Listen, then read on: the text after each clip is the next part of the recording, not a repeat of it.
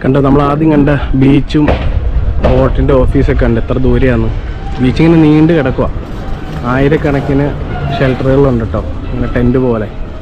അങ്ങനെ നമ്മൾ ഷിപ്പിൻ്റെ തൊട്ടടുത്തെത്തി. നമ്മൾ അങ്ങനെ കണ്ടപ്പോൾ ഒരു പെട്ടിയാട്ടയുടെ അത്ര ഉണ്ടായിരുന്ന ഷിപ്പിൻ്റെ വലിപ്പം കണ്ടു. ഇപ്പോൾ ഷിപ്പിനോട് നമ്മൾ അടുത്ത് വരുന്തോറും വലുതായിക്കൊണ്ടിരിക്കുക. ജയൻ്റാണ്, ജയൻ്റ് ഷിപ്പ്, ഭീമാകാരനായ ഷിപ്പ്. അല്ലാണ്ട് ഇപ്പം എന്നെ പറയണേ. ഇതിലെന്തോ ഒരു റൂംസ് കാണൂല്ലേ.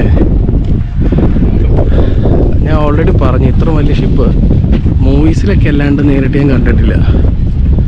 നമ്മുടെ എറണാകുളത്തൊക്കെ നമ്മൾ ഈ ക്രൂയിസ് യാത്രയൊക്കെ ഉണ്ടല്ലോ കടലിലേക്കൊക്കെ, അതൊക്കെ ഇതിൻ്റെ 50% അല്ലെങ്കിൽ 30% വലിപ്പമേ കാണുള്ളൂ. ഇതെന്നാ സൈസാണ് ഇത്. ടൈറ്റാനിക്കിൻ്റെ വലിപ്പം എന്തോരമായിരുന്നു പോലും. ഇത്രയൊക്കെ ആയിരിക്കും. അന്നത്തെ കാലഘട്ടത്തിൽ ഇത്രയും വലിയ ഷിപ്പ് കോമൺ അല്ലാത്തത് കൊണ്ട്